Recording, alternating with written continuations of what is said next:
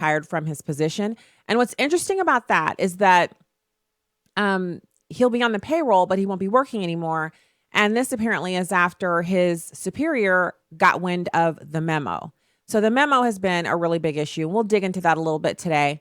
What you heard coming on and into the program was Patty Solis Doyle, the first Hispanic woman to ever lead a presidential campaign, to ever run a presidential campaign, back when Hillary Clinton was senator and she was running for the presidency.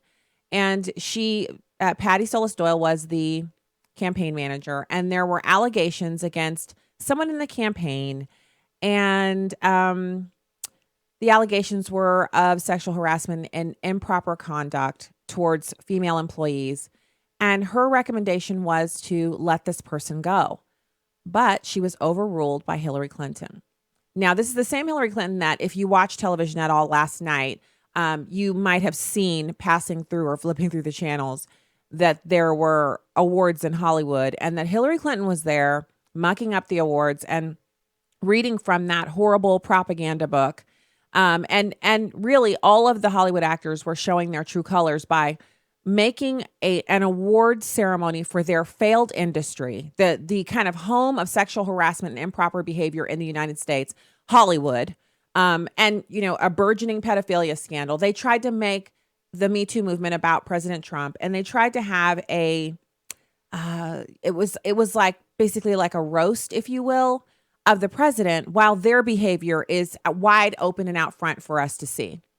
So I found it interesting that Patty Solis Doyle was talking about or getting kind of called on the carpet for not firing this man who abused these employees on the Clinton campaign, and that this information is actually being discussed. The media is not suppressing it. They really can't, because these women are seeing others taken down for this behavior, and they're wondering, why didn't I get the same treatment when I brought forward what happened to me? And so these women want vindication. And so that's what this is about. So you've listened to her talk about how she wanted the advisor who was accused of harassment fired, but she was overruled by Hillary Clinton. Now here she is kind of expounding on it a little bit more because the interviewer is just not letting it go. It's number 7. But as a campaign manager, when this was brought to my attention, when you run an organization, your first instinct is to protect people, and I wanted to protect my team. I wanted to protect this young woman. I wanted to send a message that this kind of behavior is not okay. I wanted to make sure that other women, and men for that matter, could feel comfortable and free to speak up if something were to happen to them, if there were another incident. And it certainly wasn't lost on me that I was the first Hispanic female, campaign manager for a presidential campaign, and that I was working for who I thought was going to be the first woman president of the United States. And I didn't want to just be good on this issue. I wanted to be better than anybody else. To be clear, a few weeks later, after the Iowa caucuses, you were pushed out as campaign manager. Correct. Ultimately, Strider didn't even go to the counseling that had been a part of his docked pay commensurate with the demotion, has to go to counseling. In the end, he didn't go to counseling. You didn't have to do with that because you were gone at this point in time. But who made the decision on what, instead of him going, that these things were going to happen, that he was going to have face these consequences of counseling and docked pay? I said I wanted our campaign to be better, and I believe we were. I mean, there was a Axios item today where, campaign staffers now are being interviewed, and they kind of laughed at the idea that there even was an HR. There is an HR process. But in our campaign, I went to the lawyers. We had this was lawyers who were looking at lawyers and our operations people and me, senior management. We came up with a process. And we did everything, I believe, but fire him. Well, so what does that mean exactly? I can tell you, I think that she sounds like she was genuinely concerned. She was overruled. This is the real world where people have mortgages to pay. She wasn't working on these campaigns out of the goodness of her heart. She was paid for her expertise. And so she made her recommendation, and she felt like she had clean hands when told that he wouldn't be let go then they came up with this kind of patchwork of activities for him to engage in to kind of ameliorate the situation. And maybe at the time, I mean, remember, this Me Too movement has brought about this sudden spate of instant firings for people who are accused of these types of behaviors. In the past, you would get some kind of training or retraining, or, you'd have to take a leave of absence or something like that. So it's not that out of the pale that that's what ended up happening, except that it's Hillary Clinton, except that it's a, female run campaign, except that it's everyone who's in charge and in power who talks so stridently about how the Republicans are the party of misogyny and Republicans hate women. Republicans hate treating women fairly, paying them equally. Republicans hate women because they don't want women to suffer after they've had abortions, to go through the process of having an abortion and be lied to about what an abortion is. Everything that the Republican Party espouses, the Democrats just lump it all under the category of hatred and malice towards women. But then you have this opportunity for them to prove that they've got the stuff, to prove that that they are where the rubber meets the road. This is an opportunity for them, and numerous opportunities, mind you, because Harvey Weinstein was not an unknown commodity in Hollywood. Everywhere you look where the Democrats are in charge and they have an opportunity to save women, protect women, believe women, hear women, anything having to do with holding men accountable, they're down on the job. And so this is no different from that. So while I can understand that it was a different time, the behavior was such that they felt like the man needed some kind of, he needed some retraining of some sort. So I told you, it's Patty Solis Doyle.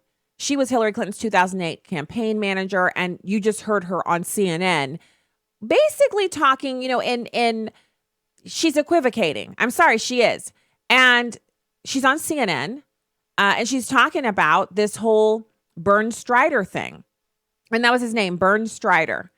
The woman she found credible. Her recommendation to the senator was to fire him. She was overruled. She was asked again and again, were you overruled? She says yes. She says that there have been some tweets from Hillary Clinton where Hillary Clinton doesn't admit that this is something that went wrong. And so who's surprised by that? Like, if you're someone who's been following the Clintons, even for 5 minutes, are you surprised that Hillary Clinton didn't come out and say, yeah, that was a mistake? She only comes out and says that when polls show that she's in a place that she can't get out of, and then she'll apologize. That's how she came to apologize for the email scandal, which, by the way, I don't know if you guys have seen, totally, like, let's take a little tangent here. Apparently, the leftists have glommed onto the fact that at one point, President Trump wanted to let some people in the administration that are, involved in the investigation of this so-called collusion, he wanted to let some of them go. We don't know exactly what his thinking was, because who can know his own personal mind? We just know that it was discussed and it was decided that it wasn't going to be done. And the president said, well, I never wanted to fire them. So it's, I guess, what we would call in layman's terms, a lie. He lied about what he wanted to do. Now, Hillary Clinton broke actual federal law on the storage of classified information, placed the lives of operatives abroad in danger, opened American secrets up to hacking by foreign agents, and lied about it. That's not worthy of prosecution per the Democrats, but President Trump thinking about and talking about firing someone and not following through with it and then saying, yeah, that wasn't me, that's something he should be censured for or impeached for. Do you see the problem there? I do. Come on, y'all. You can't be that double standardy. You can't be that much of a hypocrite. I mean, really? All right. When we get back, we're going to have our first guest, Ashe Schow. She's going to be with us from Real Clear Politics Investigations. We'll have more Stacy on the right. Stay right there.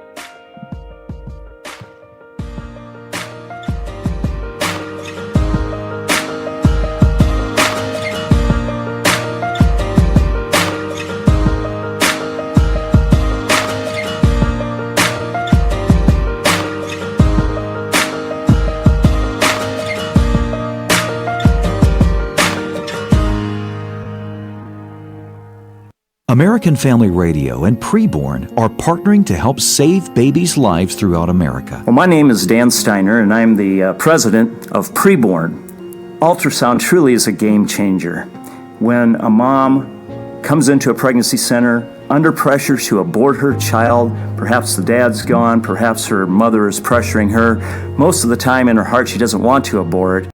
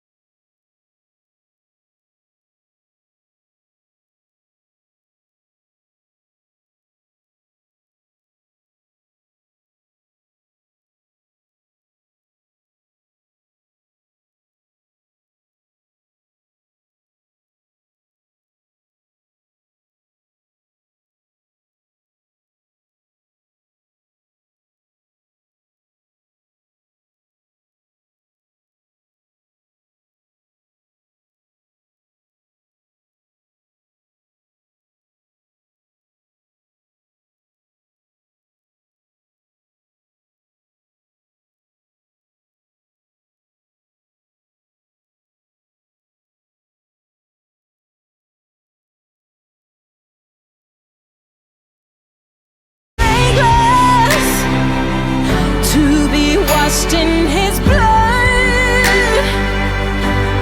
I don't need no perfect, put together pretty words to be enough. No, I want Jesus and his real love, something that I crave deep inside. Hey, welcome back to the show. It's me, Stacy Washington, co-chair of Project 21, host of Stacy on the Right, Emmy-nominated TV personality. Just in case you're tuning in for the first time, I'm a bit of a rabble-rouser. I enjoy that. Yes, I do. It's also my pleasure to announce that tomorrow is the State of the Union, and I'm going to be in D.C., not in the actual venue, but watching with some friends who are in town for a conference that's going to be going on. And then on Wednesday morning, I'll be at the White House for the White House Media Row. I'm sure you've seen they've had a few of those so far during the Trump administration. And so now it's my turn. And I'm going to be getting to ask questions of a group of cabinet secretaries. A bunch of them are going to be available. I've put in my request for a certain few that I feel like would make really great interviews. And so I'm going to be doing that in the morning and then broadcasting the show later on in the afternoon from DC, and it's going to be a real pleasure. And then you'll be able to catch me on Cavuto, on Fox Business. I'm not sure if we're doing that after the pre-record on Tuesday or on Wednesday, or if we're doing that on Thursday. Not sure what day exactly we're going to be getting to that. It might be Tuesday, Tuesday, Wednesday, or Thursday. But I'll give updates on that on Twitter. You can also follow me on Instagram to find out more about that. So right now, it's my pleasure to welcome frequent guest of the show and good friend to me, Ashe Schow, reporter for Real Clear Investigations. Hey, how you doing? Thanks for coming on. Good. How are you? I'm like, I'm pretty pumped up because I got a list, kind of like here are some bullet points about what the president's going to talk about for the State of the Union. And it sounds like it's going to be a ripping good time with dreamers up in the balcony, Democrats angry and pouting and staying home, and then the rest of us just listening in. Right, and you hear the news today that Senator Gillibrand is going to bring that San Juan mayor, who famously said that that Puerto Rico was getting no aid from Trump while standing in front of crates of aid. Yeah, And it should be Gillibrand, fun. as you know, is the woman who also brought Mattress Girl years ago. So she has a nice history of bringing, ridiculous people to the State of the Union. She does. And honestly, the things that she says and does really impugn her credibility. Like, I don't know why anyone would look at her and say, oh, yeah, let's listen to what she has to say. She's regularly in the news making kind of a fool of herself. Absolutely. I mean, just recently with the Al Franken thing, where she's saying, "Oh, I had to speak up. I couldn't let these voices go unheard just because he's my friend," even though it took 7 people to come forward and make an accusation against him over several weeks before she finally said something. Exactly. So, okay, so what do you think is going to be the end result of the Democrats once again choosing these illegal immigrants? And I understand they came here through no fault of their own, but so do kids in orphanages come to be orphaned because both of their parents are in prison through no fault of their own. In fact, I would say the number one community in this country that experiences that in large scale is the Black community.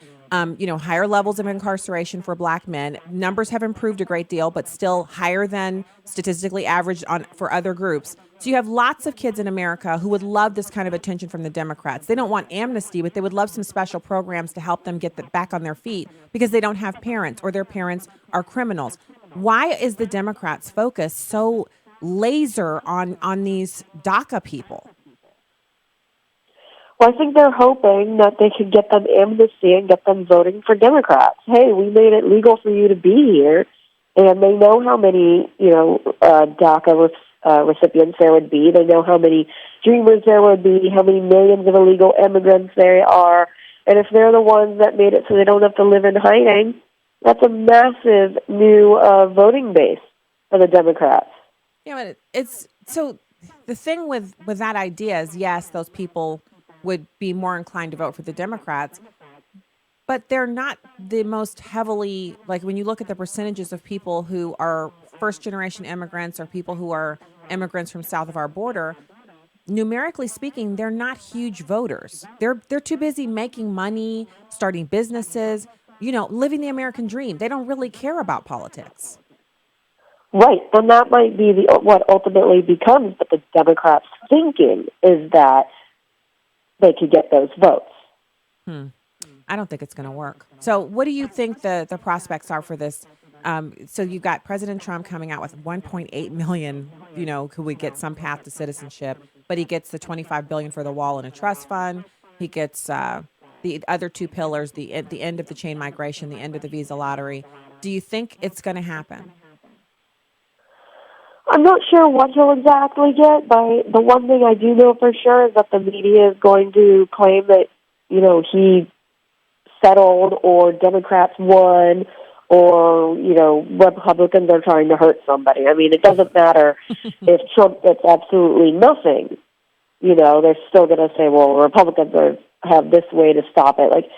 The media they would do anything not to give Trump a win, even if they're Trump agreed with them and decided to go the Democratic side on this issue. They still would have to twist it to make sure that Trump couldn't have a win.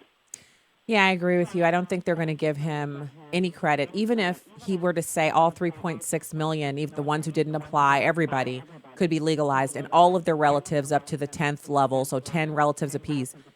No one's going to give him any credit for doing that, which is why it really has to be about the negotiation. I'm wondering what your thoughts are on the news that Andrew McCabe decided to step down. That's news, breaking all over the place today. And I'm kind of so he's exercising his option to retire. I don't know if it's as earth shattering as everybody's making it out to be. Well, he's now become that, he's the boogeyman, right? Mm-hmm. His name is all over for everything. And so him stepping down is going to be one of those ways to, like, take the pressure off. But, I mean, it's really not going to do anything. They'll just find another person that'll lay the blame on, and, oh, we got this person to step down, and they'll think that they can just keep doing it again. So he'll be gone, but what comes of the memo? People are talking about it. I understand it's not something we want the president to release because it places him in jeopardy legally, because he's both the subject of the memo. He would be the victim of anything described in the memo, and he would also be responsible for prosecuting it as the head of the government that runs the attorney general's office. So he can't be the one to bring it out. So what are we hoping is going to happen there? I guess it's going to have to be leaked, which, I don't like. I wish it could be released legally. I'm just not sure if that's even possible at this point. Otherwise, it probably should have been. And I love the Democrats talking about no one should leak this when it was them leaking all kinds of other things about the investigation thus far. So, I don't know. I don't know if we're going to. I know we will see this memo at some point, but I don't know when or how. Okay, so now I want to pivot over to Hillary Clinton, and I'm dying to hear what you have to say about this. She's back in the news again, not just for that horrible behavior last night at the awards show, where she just won't go away. I need to accept that. I need to just go ahead and accept that she's not going away. But it's hard for me because I keep waiting on her to, go back to the grandkids or something. But there's this story that's years and years old. It's, long, long time ago when she was a senator. She's running for the presidency, and this guy with this really weird name is an advisor to the campaign. He's sexually harassing the women on there, and her campaign manager says we should let him go, and she says no, and he remains. Yet she was doing all the Me Too chatting last night on the television. Right, that plus her, continued marriage to Bill Clinton just shows that if it's beneficial to her, if the man is beneficial to her, he can get away with anything. But if he's not, then she's on the side of the woman. So it's basically just, if you can't help Hillary, then you're a monster who doesn't deserve, any sort of due process or benefit of the doubt. But if you can help Hillary, then you're in a good position to, get away with whatever you want. That's funny. So do you see anyone so obviously she was on CNN, it's Solis, I'm sorry, I'm butchering her name, Patty Solis Doyle was on CNN this morning talking about this incident, how she really did want to let the guy go, but Hillary said no. And then she didn't want to speculate on why Hillary wouldn't allow him to be released from the campaign, other than at the time, the timing would have been really negative for the campaign, and they didn't want that story to kind of surface up and be what everyone was talking about. But beyond that, how do we still have the Hollywood community trumpeting Me Too and Hillary Clinton now, who is patently guilty of persecuting women who've accused her husband of these types of things? How are these the faces of a movement that's supposed to protect women? Because it's not about that. It's about virtue signaling and looking good. I mean, you saw the ratings for the Grammys plummeted last night. And it's not because it's getting more political. People don't want to see that. They want to watch the music. They want to know about the music industry. They don't want the politics, the lecturing, especially not from people who enable this kind of behavior up until it's, politically advantageous not to do so. I mean, they're not honoring the people who have been brave forever, like Corey Feldman is still an outcast. Rose McGowan has basically been blacklisted. But no, the people who make the most, absurd claims against these men are the ones who are, shy, have a light shined on them. Yeah, it's kind of crazy. I know that hypocrisy reigns in the media. I know these things. It's not like I, just stepped out of a time capsule yesterday, but I am still kind of taken aback, Ash, by this development that out of all of these months of people coming forward, and Rose McGowan was really the champion online, really pressing this thing until it cracked open, that she and Corey Feldman are still vilified and kind of pariahs. and people who are guilty of the behavior are now taking the movement on as their mantle, like Hillary Clinton. I mean, it's Right. like we're in a bizarro world. You've got Hillary, you've got Meryl Streep sitting there claiming she didn't know. All of these people that were best friends with Harvey Weinstein, like, sitting there now trying to say, oh, we're for women. It's like, are you kidding me? Like, nobody believes that you didn't know for years when you were at this guy's party, that you never once saw him say or do anything out of the ordinary. Like, come on. Like, there's this Oprah, Hillary, like, all of these people palling around with Harvey Weinstein, all, like, constantly. And now they're like, oh, no, we're for women, and we're for blowing the lid off of this. It's crap. And they won't name other people, right? I'm there has to be others. Well, we know that we haven't learned everything, and I think one of the signs that we haven't learned everything, Ash, is that we've seen. So Kevin Spacey, that was like, did you notice that when the story about him broke, they quickly, the ripple effects were some other people came forward, and then they started scrubbing him from existence as if he didn't. Like everyone else has just been fired or they've lost their position, whatever. But with Kevin Spacey, they actually scrubbed him from memory. They eliminated him from the movie that was coming out that he was basically one of the stars of. They eliminated him from the TV show that he really, what is House of Cards without Kevin Spacey? So it's different with him. There was a different treatment of when he came forward and he kind of was like, well, yeah, and also, yeah, I might have had something that I need to apologize for, and also I'm gay. And they were like, oh, we gotta erase him from memory. He's out. He's done. Right, but they've started doing that with others. I mean, Danny Masterson as well. They canceled his show. Yeah, and are trying to scrub him. They are trying to scrub a lot of people from existence based on, accusations alone without any kind of hearing. And it's just, you can't pretend somebody didn't exist. Well, and that also, like they make good reminders that someone can seem like such a stand-up person. Someone can be so talented and yet have these problems. So erasing them from existence is kind of like, for future generations not knowing that there could be a monster behind the curtain. Right. It also because takes these away their people ability. no longer exist. Yeah. Well, it takes away your ability to say, what did that look like? Like, what did it look like with Kevin Spacey? Well, there were always teenagers around that the parties that they would put together after they would be on Broadway doing these shows always involved some of the younger actors, and they'd be there without their parents. And so the hallmarks that we could teach to, young moms who are sending their kids to Hollywood or to the stage in New York is to say, listen, you should stay with your children. Your underage kids shouldn't go to parties with adults by themselves.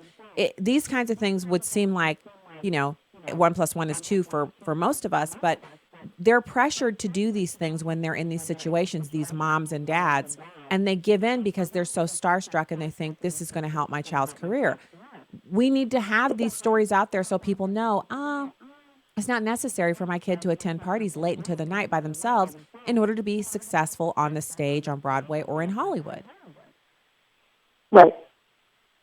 Right. When you erase someone from history, like you erase anything that they could be taught. I mean, imagine if we were just trying to, and I think we might end up going this way, considering the people that, social justice warriors, as we call them, are trying to erase from history. They want a Confederate general, but then they also move on to our founding fathers because they owned slaves, which is, obviously not okay now, but back in the time was still legal. We want to hold everybody by today's standards, right? Yeah. Not the standards of 10, 15 years ago or a couple centuries ago. Yeah, And I'm in a think total it might agreement end with up you. moving. Yeah, so that's the music, and I want to say thank you so much to Ashe Schow. Thank you for coming on the show today. We always love your perspective. Fantastic. Real Clear Investigations is where you can find her, and we'll be back with more Stacy on the right after these messages. Thanks, Ash. Be right back.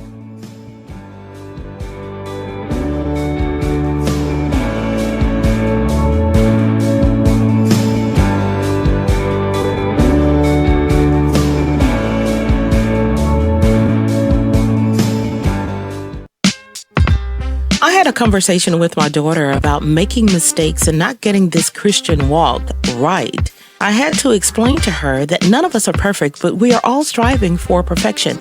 Then I was listening to a song by 10th Avenue North called You Are More.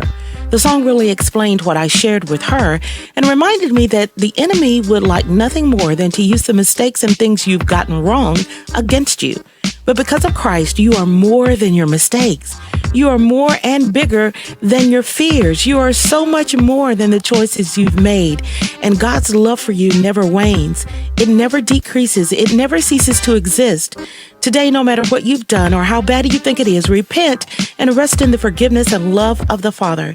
Extend to yourself the same passion and grace that the Father extends. With a heart for the urban family, I'm today's urban woman, Tony Johnson. Connect with us at urbanfamilytalk.com.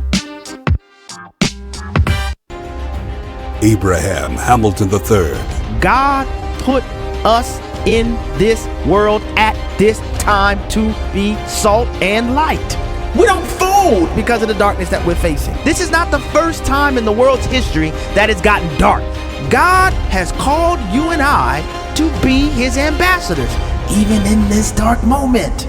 Tune in to the Hamilton Quarter, weekdays at 5 p.m. Central on Urban Family Talk.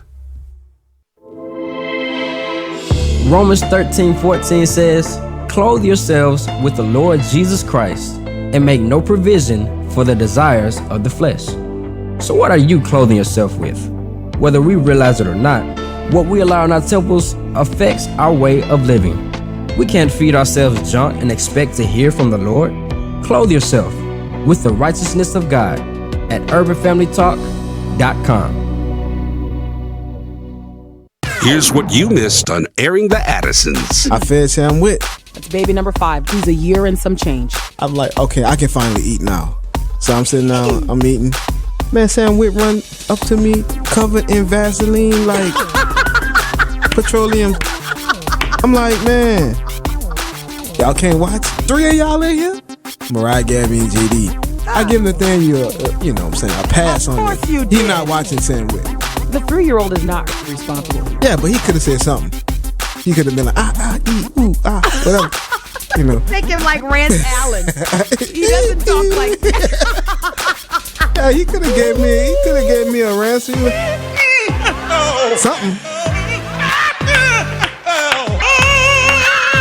Something. And I'd have got up and been like, man, what's up with that? Airing the Addisons, 6 to 9 Central on Urban Family Talk. This is what happens when I leave for a minute.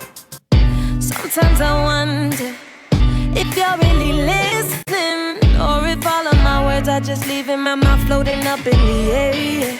Well, I want to come back to your comments. I'm going to be a little bit more direct here. I think what you said is offensive and inappropriate. You are a munchkin in the media, and you may have your opinions, but I think your job is to try and present the news accurately and not editorialize. If you'd like to tell me where you think the president has behaved in a way you disagree with, let's have an example of it, and I'd be happy to deal with it. Okay, what in particular are we talking about? Are we talking about what's happening with Iran? You said the president slips in and out of deals. What's your problem specifically? My problem specifically is that we were talking about Iran. I was saying he wants to get out of the deal that the United States has done as far as Iran is concerned. There's nothing slippery about that. It's entirely appropriate when a country realizes it's made a strategic mistake or circumstances have changed to get out of an international agreement. I can give you any number of examples. President George W. Bush, for example, quite correctly took the United States out of the 1972 anti-ballistic missile treaty so that we could have a national missile defense capability to protect against the likes of Iran and North Korea. That's not slippery. That's operating in the national interest. Do you think Britain is slippery for getting out of the European Union? Maybe you should call your whole country slippery. Woo! And that savage mic drop was John Bolton, and he was on Sky News, and it was a kind of a split screen, him and some other guy who never got to say much. And this whole conversation was surrounding the news presenter kind of mischaracterizing the actions of the president of the United States, and John Bolton was having none of it. Now, if this is not a rarity with these Sky News people, I went on Sky News or Channel 4 News. It's one of the Great Britain, international cable TV shows. And they tried to pull that on me with President Trump said that the media is fake news. How do you feel about him attacking you? And I was like, well, I don't think he's attacking me because I'm not fake news. He said media people were dishonest and fake news. And they went back and forth. This guy went back and forth with me. Jon Snow is his name. Over and over and over again until finally I was like, I'm just, is that why you asked me on here? And that little clip of me and him going back and forth like that had millions of hits because people couldn't believe that I refused to give in to him. Like, I guess normally he just steamrolls over everybody. And so, kudos to John Bolton for holding up that American standard of not letting news people over the water there tell us what it is that we came on to say. They have a really bad habit of doing that. So I thought he did a really good job there. So I want to give you the preview for the State of the Union. And I know you're probably already seeing in the news media, they're saying, oh, it's going to be Make America White Again. The president's going to lie. He's lied 22,000 times. That's 5 times a day he's lied to the American people. I'm watching all of these news clips and thinking, where are these people getting this stuff from? Well, they're just making it up.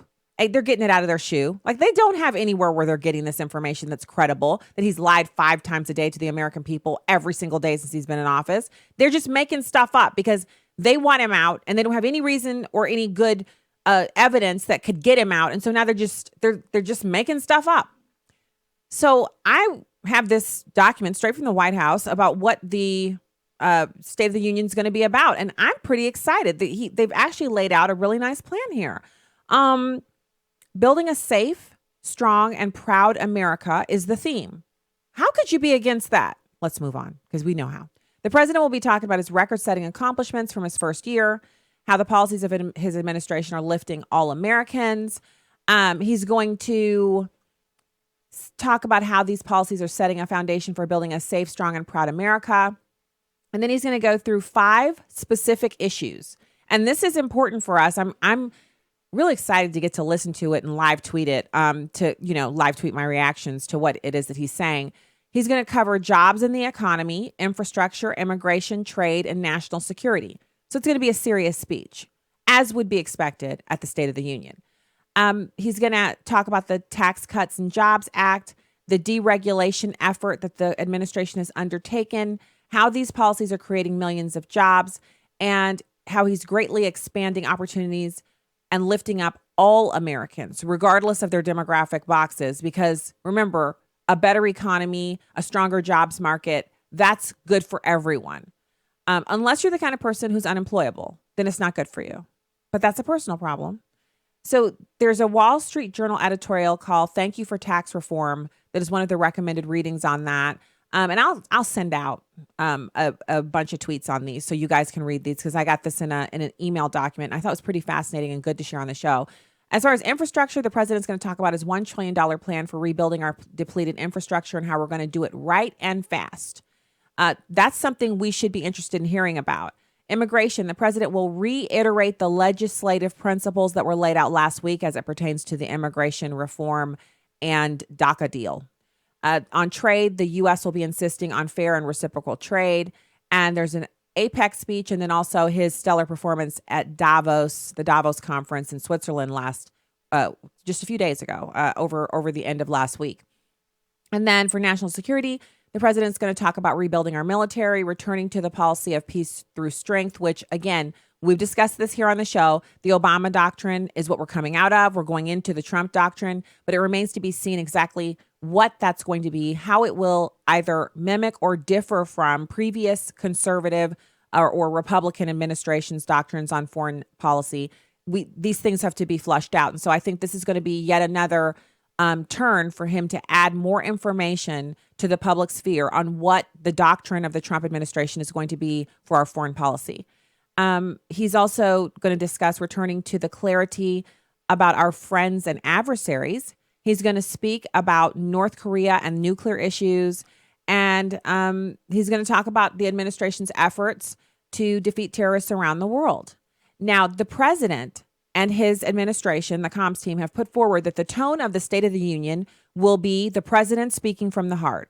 It's going to be a speech that resonates with our American values and unites us with patriotism and greater opportunities. It will be bipartisan, forward looking, and there will be specific call outs to Congress for action. Now, there are going to be some guests there. Now, we've talked a little bit about the guests, the DACA recipients and all these other ones they're going to be bringing the Democrats. But just like last year on Tuesday, there'll be a release of the guests that will be in the gallery, and you can expect the president to address some of the guests. The opioid crisis will be addressed in the speech, and one of the gallery guests will be reflective of the impact of the drug addiction and opioid crisis. There'll also be guests who have benefited from the Tax Cuts and Jobs Act. So that sounds pretty fascinating to me. I was really appreciative of them sending out a document. I really feel like the comms team over at the White House has gotten over the rough patches, and they're now starting to really operate in full cohort with each other and the other agencies. And I'm looking forward to even more synergy on that. We need an effective comms effort from the White House to get information out to us, not just for me as a media person, but for the American people to be able to get unvarnished information, true, without all the opinions and all of that. Just, hey, here's what the White House is saying about X, and then you get to make up your own mind about it. And so that's what I just shared with you. That's what they sent to me. I think it's fantastic. And so we also have, speaking of the immigration reform package, or what we're talking about doing with the Dreamers and the DACA recipients, is that there are a couple of different proposals that are out there. And when I was thinking about this, because over the weekend I was thinking, I'm gonna be back on the air on Monday, and what I feel like I don't really understand and have a clear grip on is, I know what the president has had. We've had White House guests on the program talk about the pillars. We've had people from the RNC, our good friends over there, coming on and talking about what the pillars of the proposal are. So we kind of have an idea of what the White House is putting forward. But there are also a couple of other bills that have been put forward. And these are actually bipartisan in nature. One proposed by some Republicans and the other one proposed by some Democrats, but bipartisan support on each of these. And it's interesting because in one kind of fell swoop, if you just think about it generally speaking, you think, well, the Democrats want A and the Republicans want B. But really the truth is, the Democrats want A through F, pick a few numbers, pick a few letters within that. And then the Republicans want like G through Z, and, pick a few letters in there, cross a few things out. So it's complicated. So on amnesty, the president is asking for potentially $694,000. HR 4760, which is one proposal that's coming out of the House, Securing America's Future Act. It's presented by Representative Goodlatte. They want a 3-year renewable legal status with work and travel authorization, no special path to citizenship, and they want the same number. So 694,000 would be eligible for that. Then the Senate Gang of Six proposal, Dreamers, who entered prior to June 15th of 2012, would get conditional permanent resident status. And whenever you hear permanent resident, I just learned this over the weekend when doing some reading, permanent residents are permitted to apply for citizenship. There is no barrier to someone who holds permanent residence in the United States.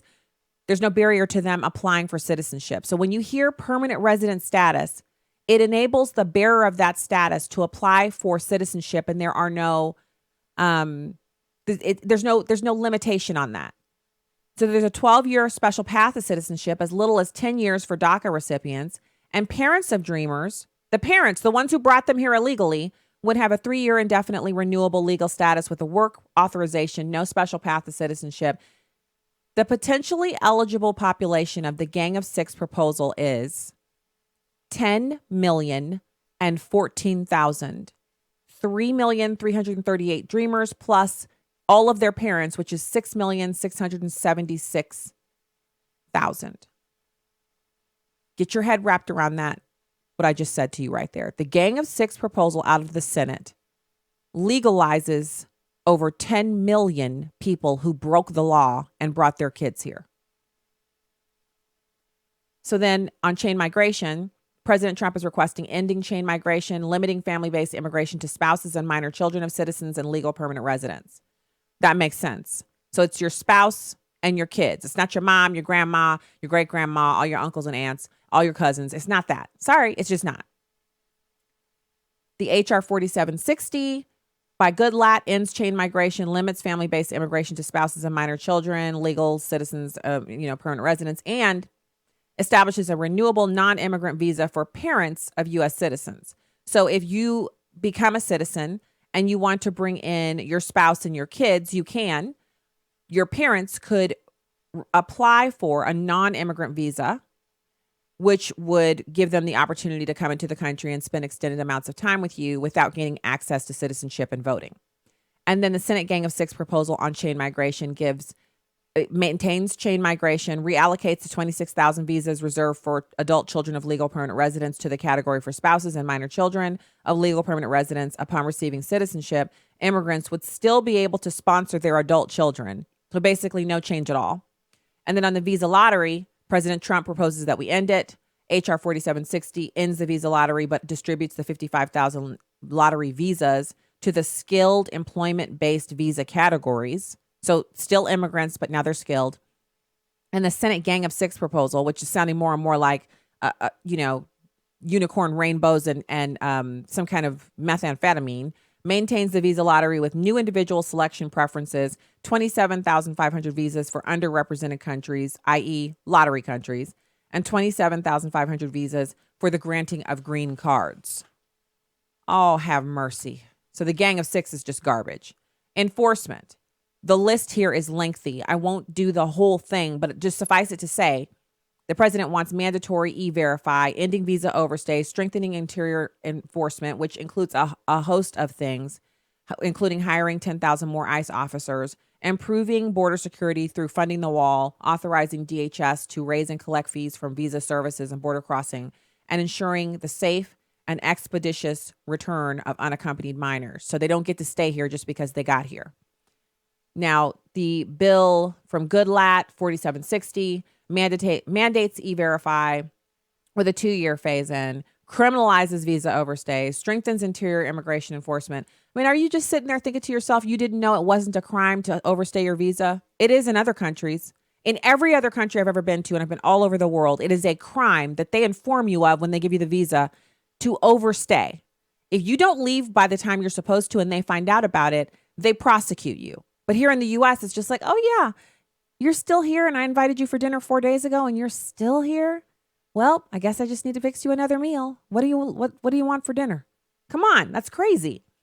So 4760 grants immunity to state and local law enforcement for honoring ICE detainers, a bunch of other stuff. And what are the Senate Democrats proposing? They want to give $1.5 billion for the wall, limit it to existing fencing, and appropriate another $1 billion for other non-border wall measures. In other words, as it is now, the status quo. I have more of this for you, just a little bit more, not much, but a little bit more. We'll get into that in hour 2 of Stacy on the Right on American Family Radio and Urban Family Talk. UrbanFamilyTalk.com. Hit it. Go take the poll question. All right, we'll be back with more after this. Stay there.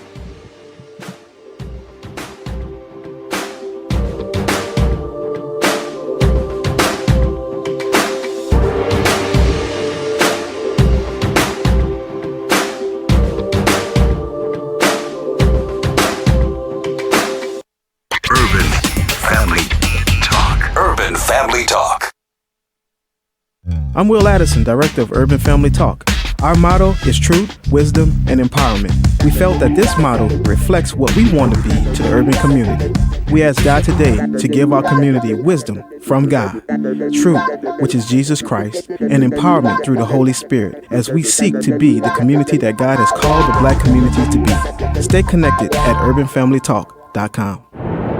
Truth, wisdom, empowerment. Urban Family Talk, a ministry of the American Family Association. This is American Family News. I'm Steve Jordahl. FBI Deputy Director Andrew McCabe is stepping down ahead of a planned retirement. Fox's Catherine Herridge has more from Washington. If you look at the timing, it's pretty interesting. We first reported that his boss, FBI Director Christopher Wray, went up to the Hill on a Sunday to go see a Republican staff memo about these alleged abuses with government surveillance. And then within less than 12 hours, McCabe is not resigning, but he's basically removed from that position. White House Press Secretary Sarah Sanders is telling the press corps that the president is anxious to speak to the nation for his first State of the Union address. Looking ahead to tomorrow, as you know, the president will deliver his first State of the Union address. The theme of the address is building a safe, strong, and proud America, which is exactly what the president has worked to do during his first year in office. A few Democrat lawmakers say they're going to skip the event in protest of the president, notably California Representative Maxine Waters. She's one of the leaders in the movement to impeach President Trump. Operation Rescue is taking steps again to oust a California abortionist from the business. More on that from AFN's Charlie Butts. In Bakersfield, California, abortionist Donald Clyde Willis performed a second trimester abortion and during the first stage apparently perforated her internally. When she returned next day for stage 2 of the abortion, she was immediately transported by ambulance to a local hospital. She was accompanied for the abortion by her mother, but no one would identify her daughter as the patient taken away by the ambulance. Cheryl Sullinger of Operation Rescue tells AFN what the mother later learned about her daughter. They found out that she had been in surgery for a couple of hours. She'd received at least 2 pints of blood, which means there was probably internal bleeding going on. And the woman's dead baby was unfortunately delivered at the hospital. Sullinger explains the problem Operation Rescue has with abortionist Willis. This is the 7th time he sent a woman to the hospital in the last year, and he actually had broken his arm late last year. We thought he was gone for good. The week after he turned back up again and started working again, he sends another woman to the hospital. Operation Rescue has also revealed Willis had a problem with mental health issues and a failed suicide attempt. The pro-life organization is once again filing a complaint with California medical authorities, asking that Willis's medical license be permanently revoked. I'm Charlie Butts. Floodwaters have reached a peak in Paris and are now heading downstream along rain-engorged Seine River. Weeks of heavy rain have swollen the Seine and tributaries, forcing road closures, engulfing scenic embankments, and halting riverboat cruises through the French capital. The Louvre Museum has been closed for a couple days and, they say, will remain closed for a while. Quite a scare for the pilot of a small plane in Southern California who had to make an emergency landing on a busy freeway like there's any other kind in Southern California. This after their engine died mid-flight. Here's Fox's Jim McCabe. The emergency landing was in the midst of darkness on Sunday night right along Route 55 in Costa Mesa, California. The pilot of the single-engine Beech G-33 plane said the engine died mid-flight. He knew he couldn't make it to the John Wayne Airport in Santa Ana, so he went with his gut and steered the plane to a successful landing right in the middle of Route 55. Local fire officials called it a complete miracle that traffic was light and the plane didn't hit any cars or cause a crash. There were also no injuries. Jim McCabe, Fox News. Keurig is buying Dr. Pepper Snapple Group, creating a beverage giant with about $11 billion in annual sales. The companies, both the result of previous mergers, will bring under one global tent brands like Dr. Pepper, 7-Up, Snapple, A&W, Mott's, Sunkist, and Keurig's single-server coffee makers. And finally, the Cleveland Indians are taking the divisive Chief Wahoo logo off their jerseys and caps starting in 2019. After discussion with Major League Baseball and Commissioner Manfred, the team will not use the smiling red-faced caricature during games. Manfred appreciates that some fans have attachment to the logo, which has been deemed racist by others. For American Family News, I'm Steve Jordahl.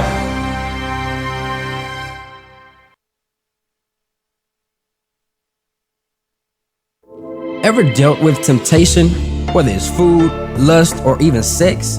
1 Corinthians 10:13 says that he will not let you be tempted beyond what you can bear. But when you are tempted, he will also provide a way out so that you can endure it. Here at Urban Family Talk, we stand for truth, wisdom, and empowerment.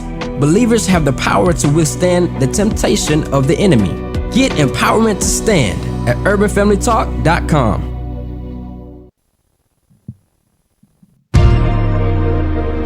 Welcome to Stacy on the Right with your host, Stacy Washington. Okay, while we're near the Middle East, let me ask about a big story that happened while we were off in December. Donald Trump. Today we finally acknowledged the obvious that Jerusalem is Israel's capital. He said Israel is a sovereign nation with the right, like any other sovereign nation, to determine its own capital. I hate to agree with Donald Trump, and it doesn't happen often, but I do. I don't know why Israel, it has been their capital since 1949. It is where their government is. They've won all the wars thrown against them. I don't understand why they don't get to have their capital where they want. Really? You don't understand? Oh, I understand there are repercussions. I mean, well, first of all, when you win a war, you don't get to take the other side's land, right, under international law. Actually, you do. Under international law, you don't especially when they were attacked. The country was divided, which they were okay with. They were attacked more than once, and they took land in those wars that they won. And there has been peace offers on the table ever since to give part of that land back. But here's the thing. I mean, Trump says he's going to strengthen American national interest. Now, there are 128 countries, including Britain, France, Germany, India, who voted against us. If we are going to do this, there's a cost. What did we get? What did we get for doing this? I mean, he's the deal maker in chief. What are we getting in America? What happened for the 50 years before? I mean, this has been a fact on the ground for 50 years. I mean, Israel has been a state for 70, I think, right? I mean, it is the. Okay, so we often have an interesting perspective from Bill Maher. He seems to be dead on when it comes to foreign policy, which is kind of strange because he's so radical in every other aspect. But here he is on his show, and he's talking about this decision by President Trump to basically take Jerusalem and the division of the city off the table from the negotiations, because he feels as if, in reviewing the decades worth of so-called peace talks that have gone on between the Palestinians, the Palestinian people, and the nation state of Israel, that there has been no movement because they're preoccupied with this idea of dividing the capital of the Jewish state. So by taking that off of the table, then it leaves only the other things. So is it a two-state solution? Is it a one-state solution? But it doesn't have anything to do with Jerusalem. Okay. So it's an interesting negotiating tactic. It clearly has had the desired effect, because now everyone's back in discussing, what does it look like? What does it mean? What goes on with it? So call lines are open, 866-963-2037. And we are listening to Bill Maher, and he's talking with a couple of people on the program. And so it's interesting. I shouldn't say interesting so often, but it's kind of, I just want you to hear the rest. I want you to listen to the rest of what he has to say. He says the Palestinian nation that doesn't have its own state, but the people are like a coiled snake ready to strike. It's Martu. But the problem is the message that it sent to everyone in the process. So it sends a message to the Palestinians that the United States is going to be even more pro-Israel than in the past. And it sends a message to the Likud government that you can basically do what you want. And so they responded by adopting a resolution essentially calling for the annexation of the West Bank, right? They passed legislation that would make it much harder to come to any sort of final status agreement on Jerusalem. And they've done all these things that are going to make a two-state solution impossible. So if you don't have a two-state but it's always they're making the two-state solution impossible. But what is making the essential thing that is making the two-state solution impossible is that one party is perpetually hostile, a coiled snake. That's what's going on. You should go and see what's happening in the West Bank. If you look at the settlements, if you look at the facts on the ground, the fact that you have basically, instead of a contiguous landmass, you increasingly have these little cantons. Yes. And if you looked at the way that Palestinians, most Palestinians alive today were not born during any of these wars. And so the idea that their lives should be blighted because of them. I mean, if you look at what Americans do when they have to go through a TSA checkpoint, right? They completely lose their And if you imagine doing that for 2 hours every single day, but this is always what happens. We talk about what happened as a result. We don't look at the beginning of it. Like the Israelis just put up those checkpoints for no reason. They put up those checkpoints because there was an intifada, and they were having bombings every day. A pizza parlor or a bus stop was getting blown up. That's why they built it, No, that's not for the known only- reason. Okay, so she wants to make it seem as if you've got a bunch of totally docile, kind-hearted, sweet people, and they're just trying to go to work every day. And instead of being allowed to carry on and go about their business, they're being forced into these horrific TSA-type situations. Now, I'm willing to bet you dollars to donut that this chick is probably someone who has been a proponent of even more stringent measures on Americans in airports. I'm willing to bet that she thinks that Americans who she claims are losing their stuffing over their treatment by the TSA, that she thinks that those Gestapo tactics are perfectly fine. So I think she's caught out here because Mar doesn't let her get away with that. There are not these long multi-step procedures for getting into the country because the Israelites like spending all of that extra money on this type of stuff. No, this is happening because of the constant attacks, the bombings. They were blowing up pizza joints and delis, and no one was safe. And so that's why they instituted these policies. Anybody who didn't want to spend all that money would just say, you can't come in here anymore.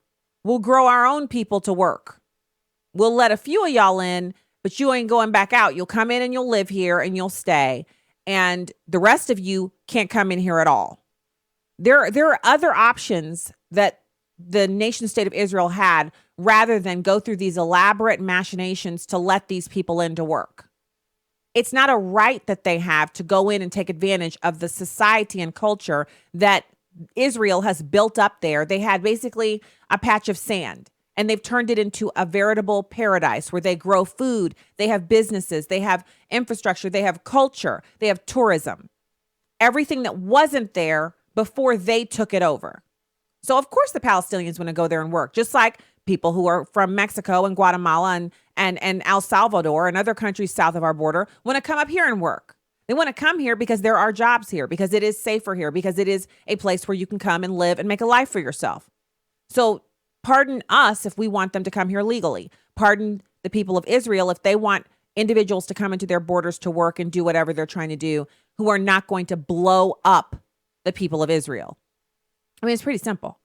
So who are we just listening to there? And by the way, I posted this on the Facebook page. So if you want to watch that full clip, it's 10 minutes or 12 minutes long from his program. And they had a lot more discussion, but the person you heard talking, she did some kind of pontificating about how horrible it is what the Israel, nation state is doing, and what the Palestinians are going through is so awful, and they shouldn't be punished. They weren't even alive when the war happened.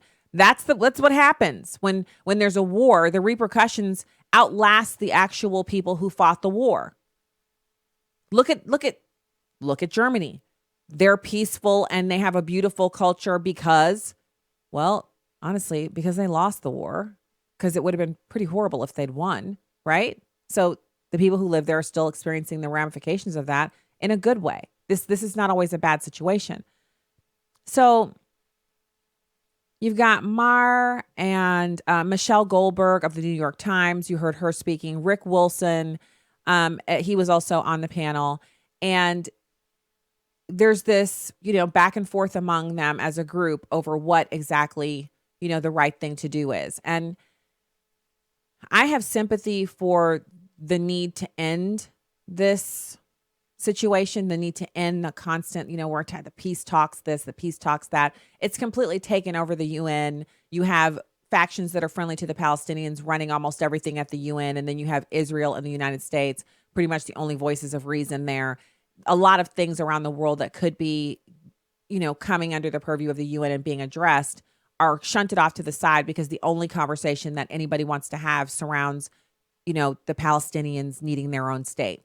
Never mind that there are just multiple hundreds of billions of acres of land around Israel that are owned by other Arab nations. They could easily carve out a couple of patches in amongst those countries and create the Palestinian state. But the reason they don't do it is because that wouldn't take anything away from Israel. And since the elimination of Israel is the end goal of the Palestinians, then you don't get any negotiations, which is why it was useless to leave Jerusalem on the table. Removing it really didn't change the situation at all. It made a bunch of people angry, but they were angry before that. So we were going into, and I want to get through this last little bit of the comparison between the three immigration reform proposals that are up on the block right now that are under consideration. And then I have this interesting piece, and this is kind of funny because you know how you're going through, you're reading the news, and then you click a couple more times, and before you know it, you're on a separate website, or you're on the same website, but you're reading a story, and you're like, wow, I hadn't even realized that this was a thing. You know how the liberals are always talking about how wonderful it is to be, Sweden is such a wonderful country, so much better than America. Or, the people of Sweden are so much wealthier than America. Or, how they're always talking about how fantastic it is that,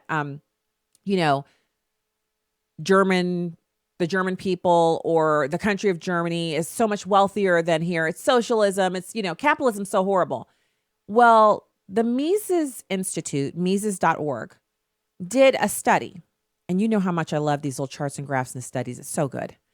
If Sweden and Germany became U.S. states, they would be among the poorest states in our nation. So I'm going to talk to you about that in just a second. But first, let's finish this comparison. And the reason why this comparison is so important to go over is because what happens is you're going to encounter people who are going to say, well, it's the Senate bill. The Senate bill is the one we should be going with. And when they say that, first of all, tell them stop talking like that. Because if they use that voice, that's not cool. And then second of all, you need to tell them you're wrong. The Senate bill is the status quo. The Senate bill is open borders. The Senate bill is a loss of national sovereignty and putting American people who need jobs behind people from other countries who don't pay taxes, who don't have citizenship, giving our jobs away to those people instead. That's something that every American should be against. I don't care what your political affiliation is.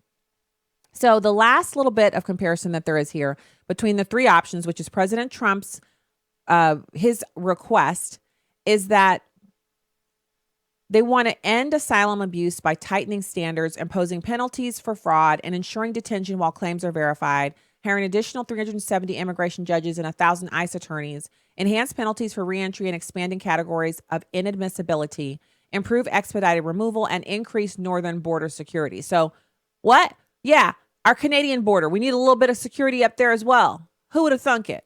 Okay. So then you have HR 4760, which again, that's brought forward by Representative Goodlatte.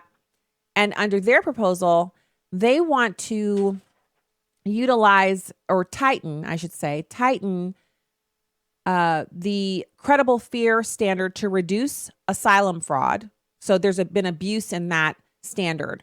They want to increase penalties for illegal reentry, which is that part of the law has actually been dubbed Kate's Law after Kate Steinle, who was murdered by an illegal alien who had reentered the country 6 times. So prosecution for that would deter that type of behavior. Right now, they just keep coming back in because there's no punishment. It would address loopholes in the handling of unaccompanied alien children, allowing their expeditious return and requiring the initiation of removal proceedings against their parents if the parents are here illegally. So right now, they don't even go after that. But under his proposal, the unaccompanied minors hit the shores of the U.S. They come in through the border, they're captured, they're detained. Then you find out, well, they say, well, my parents are here. Then those parents would be located and removed as well. That's good. Makes gang members and individuals with multiple DUIs inadmissible and deportable. Why isn't that already the standard?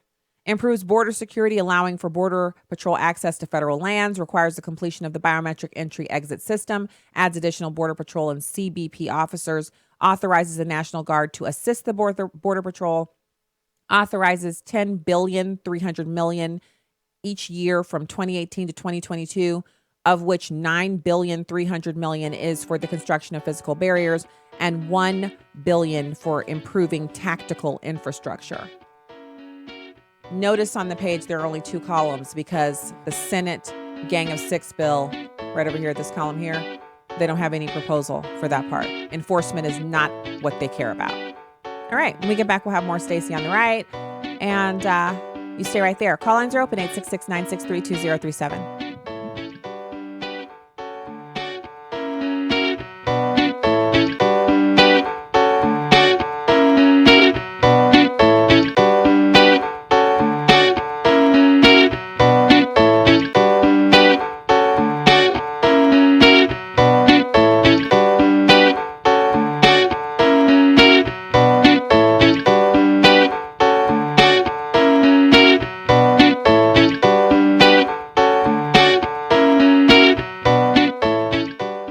If you like trips where you have to plan everything, then maybe our tour is not for you. Hello, everyone. I'm Tim Wildman with American Family Association and American Family Radio. Of course, I'm talking about our spiritual heritage tours of Washington, D.C., Mount Vernon, and then a separate trip to Williamsburg, Virginia. And guess what? We take care of everything. All you have to do is, as they say, show up.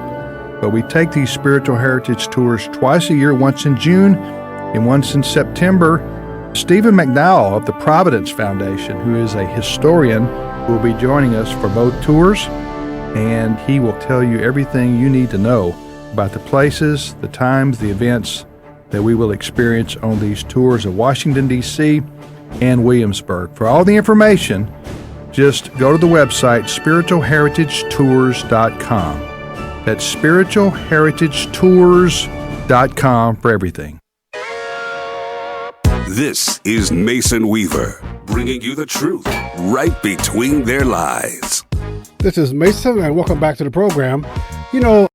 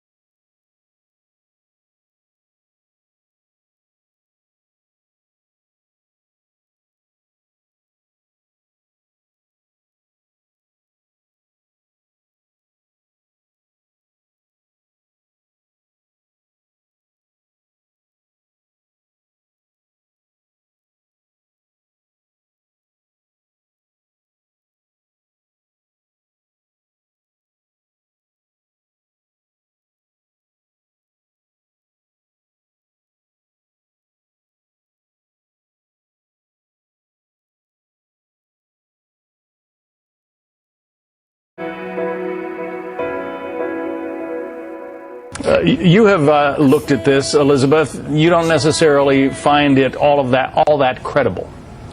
Right. Well, isn't it curious that just as the Mueller probe and the entire premise of his investigation is coming under scrutiny with these text messages, with this FISA memo that's circulating on the Hill, that we have a deliberate leak to change the narrative. Now the media is in a frenzy. They're talking about obstruction.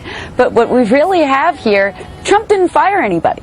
Not firing someone doesn't sound like obstruction to me. But what does sound like obstruction is a top FBI agent communicating months before he's about to interview Hillary Clinton that he agrees he should go easy on her for political reasons. That sounds more like obstruction into an investigation than not firing someone, which is what this report intentionally leaked by the Mueller team as a distraction shows. I suppose, Aaron, that there would be in a White House like this, there would be a lot of back and forth about, should we fire him, should we not? It's interesting. So you were just listening to Elizabeth Harrington at the Washington Free Beacon. She is talking to the interviewer about this firing or supposed idea that he was going to be fired, and she's just not sure how that rises to the level of obstruction. And I agree. I mean, I'm not understanding how we keep getting back to this conversation of obstruction with these tiny little things. It's like things that don't make any sense at all. But that's something that rises to the level of obstruction. So this was on Fox News. And they were talking about, she was raising the question of the curious timing that this news comes out. So you've got all these stories about Strzok and Page, and we're saving the world, Escalade speeding to a screeching halt. You know, we're Jason Bourne and who does Angelina Jolie play when she was a special agent in the Smiths, where she and her husband found out they were on opposing sides and they were fighting each other. What other? I guess she's Lara Croft. When she's Lara Croft, she's not an FBI agent, but she can do amazing feats of bravery, like, you know, rappel from a ceiling and shoot people while she's all while looking fantastic. So maybe Peter Strzok's girlfriend, Lisa Page, is Lara Croft and Peter Strzok is Jason Bourne. Whatever. So the revelations surrounding their communications are being blunted in the media with these so-called, you know, woo, oh my goodness, look over here at this shiny thing. There's something going on. Don't listen to the stories about the text. Look what's going on for real. For reals. This is the real story over here. Not really. So you've got Liz Harrington talking about this. And so here's what's so funny about that. Then you have the development today that FBI Director Andrew McCabe has been removed from the Bureau. So, you know, I've seen a few stories on it before I came on air. You got some stories saying he's selected or elected to retire because he's eligible. Other stories are like he's decided to leave, but you can't hear that without wondering, was he forced out? So Fox News, their headline is FBI Director Andrew McCabe removed from the Bureau. It's by Justin Berger and Jake Gibson. They're Fox News reporters. Top FBI official Andrew McCabe has been removed from his post as deputy director. Fox News has been told, leaving the Bureau after months of conflict of interest complaints from Republicans, including President Trump. A source confirmed to Fox News that McCabe is taking terminal leave, effectively taking vacation until he reaches his planned retirement in a matter of weeks. As such, he will not be reporting to work at the FBI anymore. So NBC News reported this morning. McCabe has been a controversial figure. Republicans have questioned his ties to the Democratic Party, considering his wife ran as a Democrat for a Virginia Senate seat in 2015 and got financial help for that run from a group tied to the Clinton family ally, Terry McAuliffe. How often does that name pop up in these stories, right? Trump himself tweeted in December, how can FBI Deputy Director Andrew McCabe, the man in charge, along with leaking James Comey of the phony Hillary Clinton investigation, including her 33,000 illegally deleted emails, be given $700,000 for his wife's campaign by Clinton puppets during the investigation? Great question, Mr. President. White House Press Secretary Sarah Sanders said during Monday's press briefing, so today, that Trump stands by his previous criticism of McCabe, but was not involved in the departure. The president wasn't a part of the decision-making process. On Monday, Democrats defended McCabe after news of his retirement broke. Okay. FBI Deputy Director Andrew McCabe is and has been a dedicated public servant who has served his country well, tweeted former Attorney General Eric Holder. Yeah. Why do we care what he thinks? I'm not even going to read the rest of his statement. McCabe's exit follows recent news of other changes in top FBI roles as Trump has taken aim at other senior FBI officials who worked under the former director, James Comey. So now you've got the actual director, not deputy. You've got Christopher Wray saying last week that his chief of staff, James Rybicki, was leaving the Bureau. So they're dropping like flies. Department of Justice officials also told Fox News that Dana Bonte, U.S. Attorney to the Eastern District of Virginia, who is also the acting head of the DOJ's National Security Division, has been selected to step in as the FBI's next general counsel. James Baker, who had served as general counsel, was reassigned late last year. McCabe's name has surfaced in connection with several other controversies. The Daily Beast reported that the GOP memo alleging government surveillance abuse named McCabe, along with Deputy Attorney General Rod Rosenstein and ex-FBI boss James Comey. Incidentally, this move, removing McCabe, comes after Wray viewed the memo on Sunday on Capitol Hill, as reported by Fox News' Catherine Herridge, who she's on top of all the things, right? The removal also comes ahead of DOJ Inspector General report regarding the handling of the Hillary Clinton email probe. So you've got this DOJ Inspector General report. It's in the pipeline and it's coming. They know it's coming. And so people are starting to just basically, I'm retiring now. I'm done. Thanks.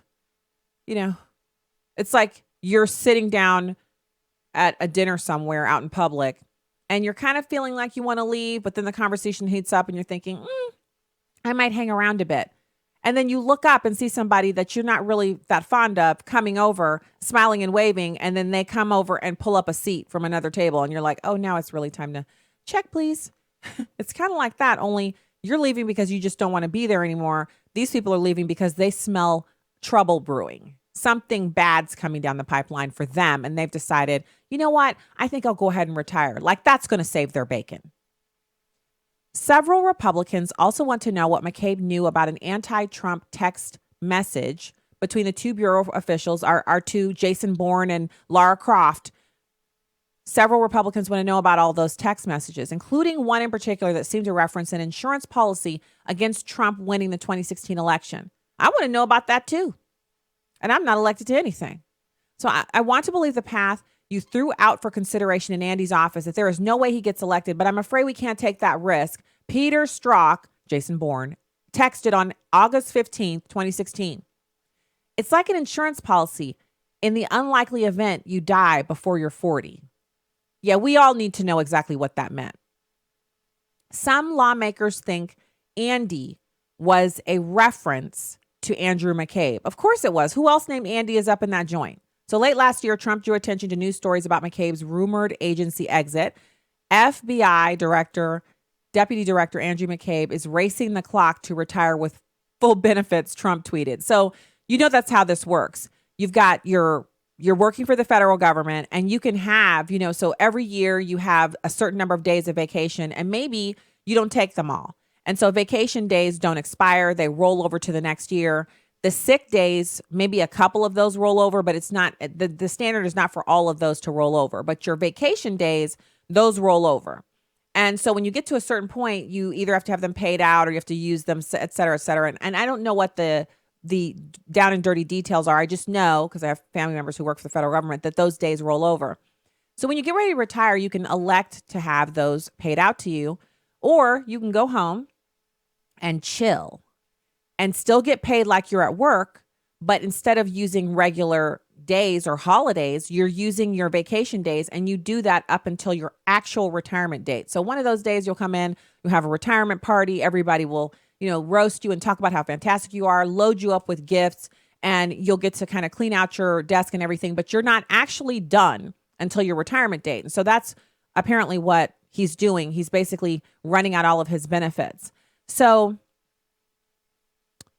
the Washington Post reported last week that Trump, during an Oval Office meeting last spring, pressed McCabe, who was then acting FBI director, about who he voted for in the 2016 election. McCabe, according to the outlet, told the president that he didn't vote. Now, that could be seen as being kind of inappropriate. Not an impeachable offense, nothing to censure the president for, but that would, be seen as kind of inappropriate to ask someone who works for an agency that's under your purview as the president of the United States who they voted for. It's kind of an awkward moment for the two people involved.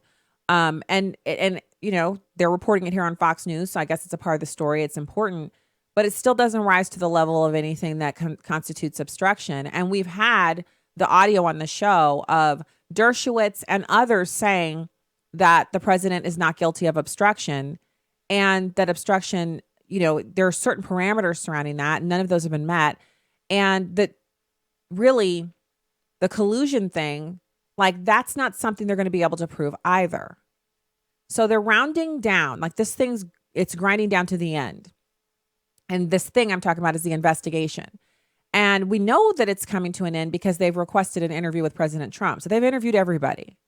Now, it could be that next week they're going to announce indictments or some kind of, horrible things that have been done that they've not yet, that it's not been leaked. It's not anything. But my thought is that it's not that at all. That there isn't any indictment or anything like that coming. None of that stuff's coming. And so, where does that leave the Democrats? Well, it leaves them in a position where they now have yet another failed avenue for getting rid of President Trump. It's just not happening. And so, there it is. It's just not going to happen. It's just not. Yeah, that face I'm making. I'm not sorry for the Democrats, but I do think they're starting to look really tired and kind of like, this isn't good for them. This doesn't make them look good. So of course you saw also, there were some stories out today about the Russian jet buzzing a Navy plane over the Black Sea. These things happen. It's a news story, sure, but it's like not the end of the world. And there's a bunch of talk, obviously, about the flu and how bad it's been this year. And I just encourage you, as tuning into the Stacy on the Right show, you know how much we like to focus on the power of prayer. Please keep praying about the people who are being stricken with the flu. Some of them have even had the flu shot, and they're still experiencing the full bore ramifications of this thing. And so it's been really tough. And then what I've noticed is there's a really bad cold. I had it. Our kids, one of the kids had it. And I notice adults who have it, it's like, it's so bad that they're going to the doctor and getting antibiotics or going into the doctor to get, prescription level things to deal with it. And so, please keep that in mind when you're doing when you're in your prayer closet about, what's going on with it's just a really rough cold season. And it has been extraordinarily cold as well. We didn't get the global warming that we were promised. And so I don't know who we write in or who we need to knit an anatomical hat to get an audience with, but we didn't get the global warming we were promised. So we'll be all that more grateful when the springtime comes, won't we? So other big news, I guess I want to get into Trump's next move on the FISA memo, but I also want to kind of give you guys a breakdown of SHOT Show. So if you were following on Instagram, you saw it was more than I was warned. It's overwhelming. Be prepared. I was told when you get here, you're not going to believe what you're going to see. And there was so much to see. First off, I spent the first afternoon that I was there in the new products division, and I got to talk to amazing experts, people who are doing innovative things in the firearms industry. And Caracal is one of them. I actually did a kind of a little blog post about my interaction with those guys who they previously only worked with law enforcement and the military. Their firearms would go to those two avenues, but now they make firearms and accessories that go out to regular everyday folks. So you can purchase what they have. And they had an AR-15 platform gun that was it was pretty amazing. And they had some scopes on it that weighed like 8 pounds each. So there's a picture of me on Instagram holding it. What you can't see in the picture is what a struggle it was for me to hoist it back up to give it back to him after we took the picture with it. And I also got a picture of him with it, and you'll see that at stacyontheright.com. And the make of the firearm and a link to their website if you want to go find out about other firearms that they make. They had some handguns there that had single sights. So the sight only on the front of the barrel of the gun instead of the two little nubs at the back and the one on the front. He said it made it much more accurate. And they also modified the firearm so that it had less kick or recoil, making it even more accurate. And so he talked about the fact that it might be a 3-gun shooter. So competition shooters might find that firearm really helpful. Less recoil means higher accuracy. But it was just really interesting to talk to these guys and to get their information. So we'll have more of that at stacyontheright.com. And we'll be back with more of the program right after these messages. Stay there.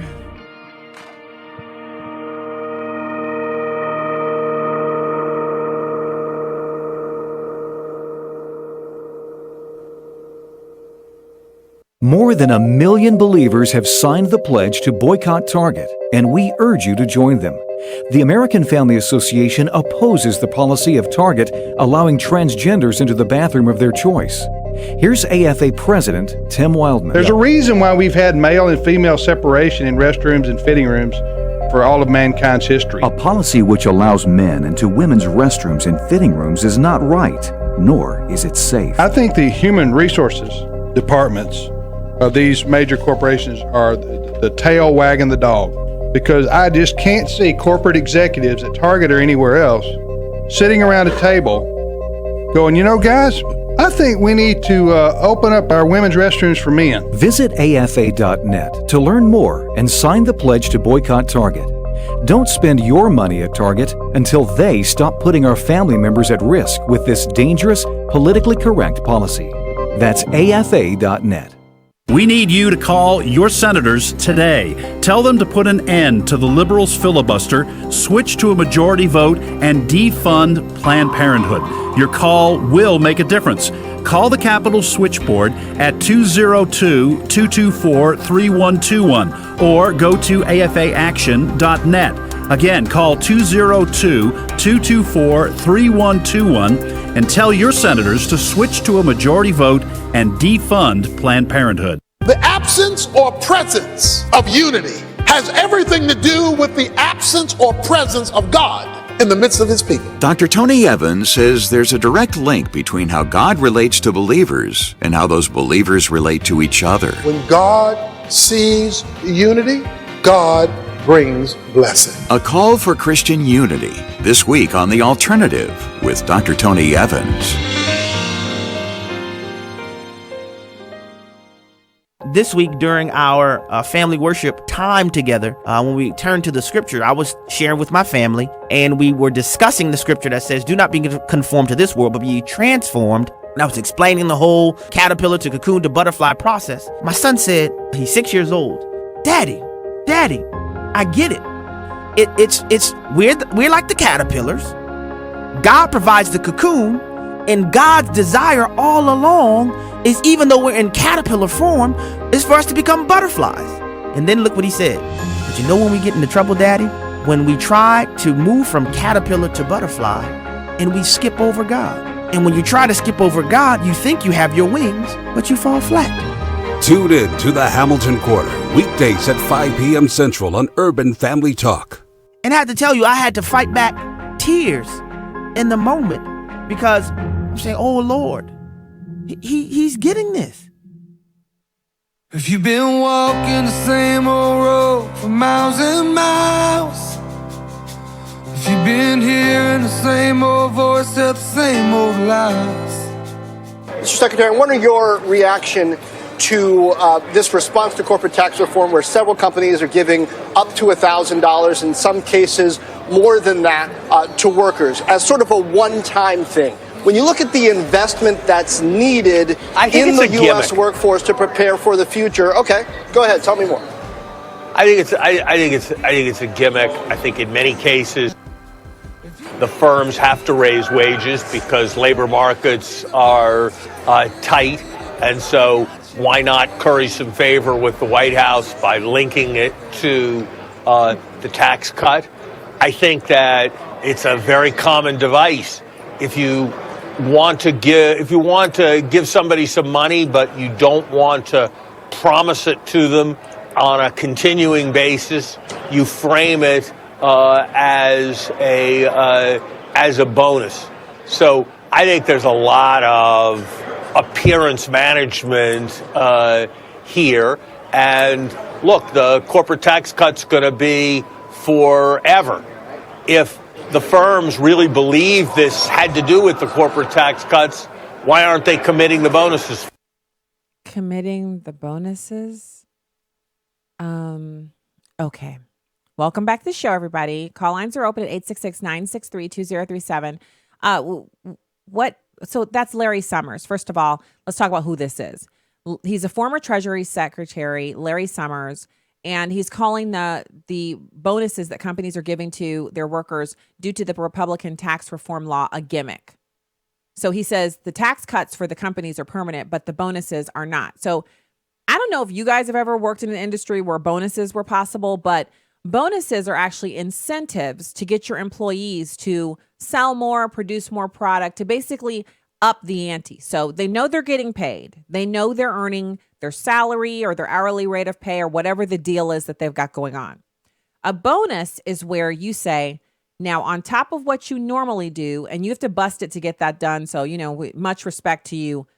But those who perform above and beyond what's expected can earn a bonus.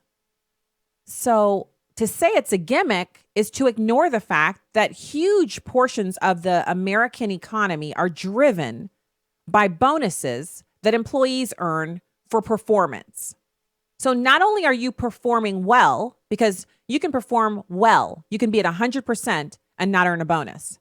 But a bonus says not only are you at 100%, but your impact on our company has created a level of profitability that warrants an additional compensation. That is something that most people see as a motivator. That is something that most people would say, oh, you know what? Man, I love this. I'm happy about this. And I know this because I know people who work in industries where they receive bonuses. Sometimes they're quarterly, sometimes they're on a trimester basis. Sometimes it's a yearly bonus. And for some individuals in the private sector, the bonus can comprise a third to half of their yearly take-home pay. So yes, we're talking about firms that are offering $1,000 bonuses, but these are being offered to all of their employees or their lower level employees plus others. In other words, these bonuses are going to people in group form. So that means you maybe didn't have the best year last year. Maybe you were sick. Maybe some of your family member was sick. Maybe it was your first year on the job and you haven't even had a chance to really prove everything that you can do. But what they're saying is we're going to save so much money due to the tax reform package that we're going to give every employee or 100,000 of our employees or whatever their criteria was, we're going to give them bonuses. They're also raising their minimum wages to $15 an hour.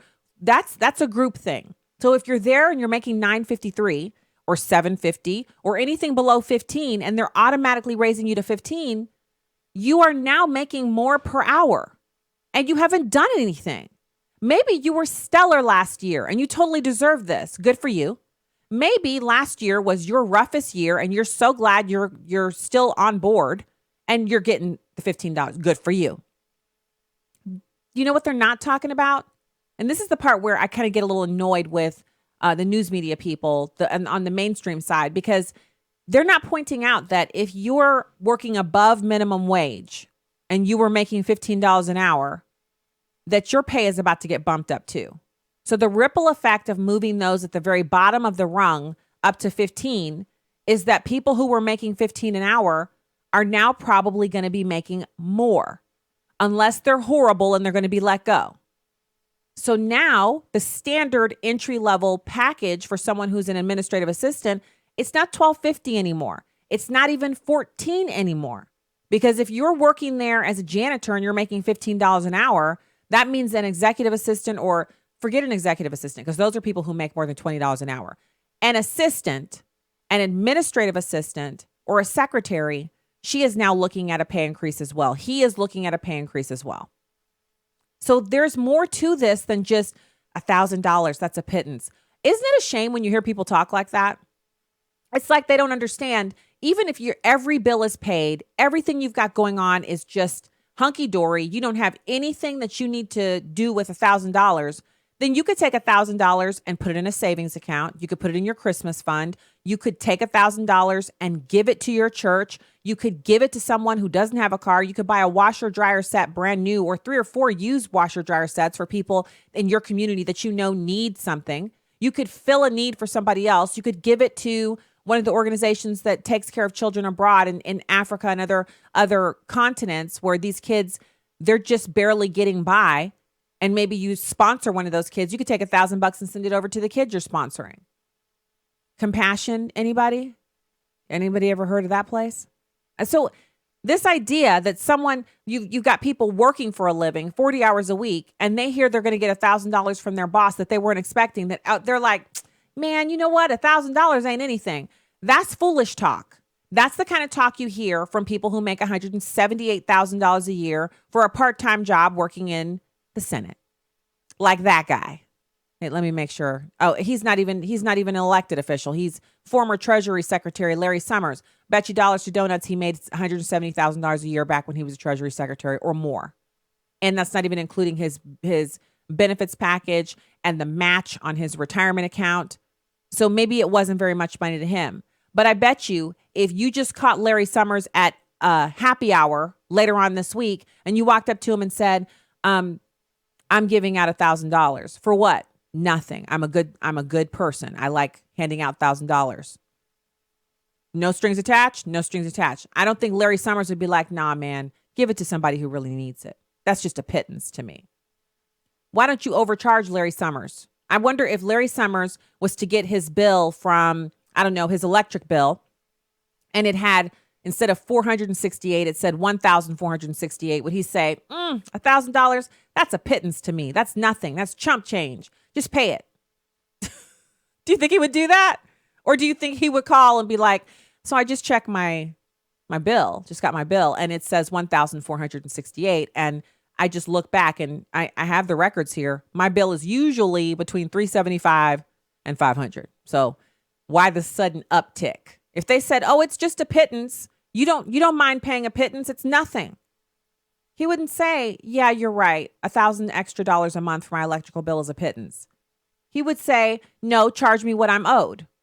So this is all rhetoric by these Democrats.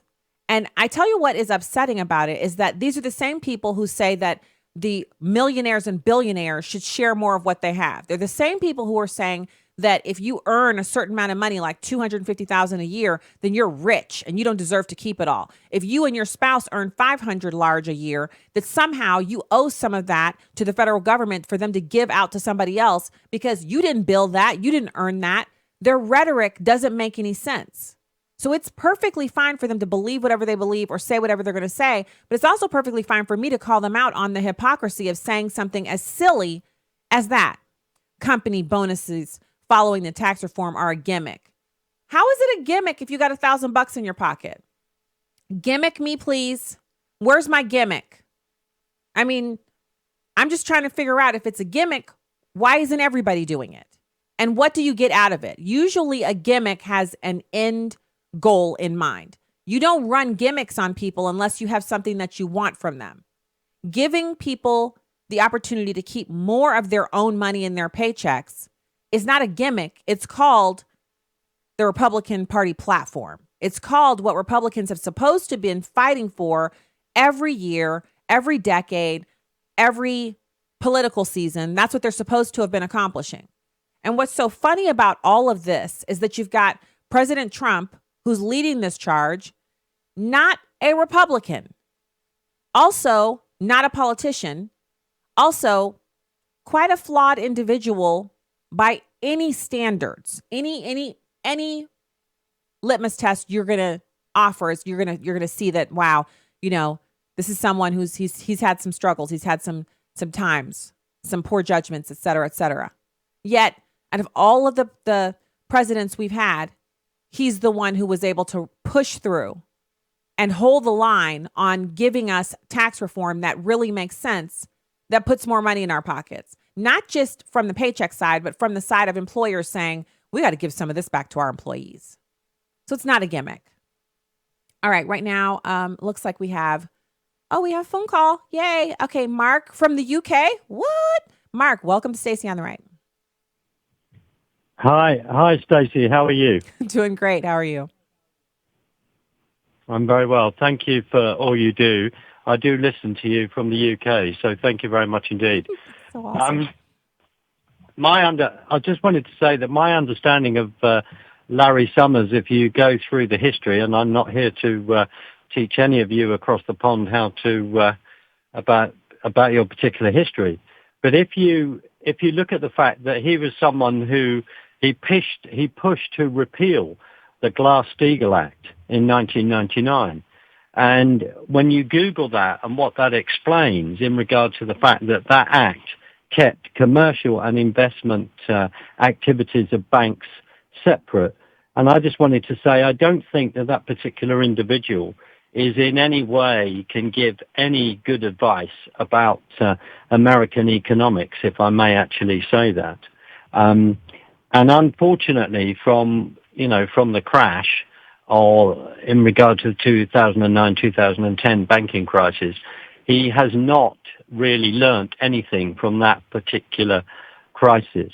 So I just wanted to say that, and also to say that from the UK, there are a number of people that actually support your president. So please do not accept all the sort of left-wing press that comes from Europe. Thank you so much for that. I actually believe that quite wholeheartedly, because there are quite a few Brits who are not only supportive of President Trump, but you guys have Brexit, which is an issue you're still battling through, and you just want to have your own sovereign borders and your own sovereign nation, which is kind of what we Americans are hoping for from our president. So absolutely. You know what, Mark, thank you for calling in and for listening all the way from across the pond there in the UK. That's fantastic. Thank you so much. No, not at all.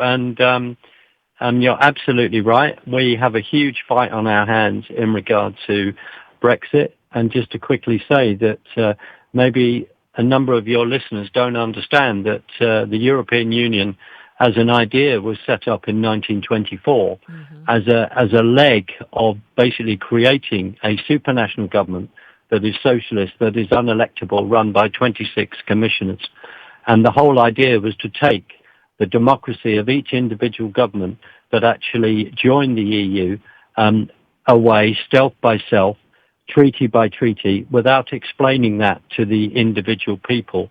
So it'd be a bit like for you over there, people undermining the American Constitution without actually explaining that to the American people. And I think over the last 8 years, in various forms, or since 2001, that is what has been going on. So we have to really inform ourselves of what's going on.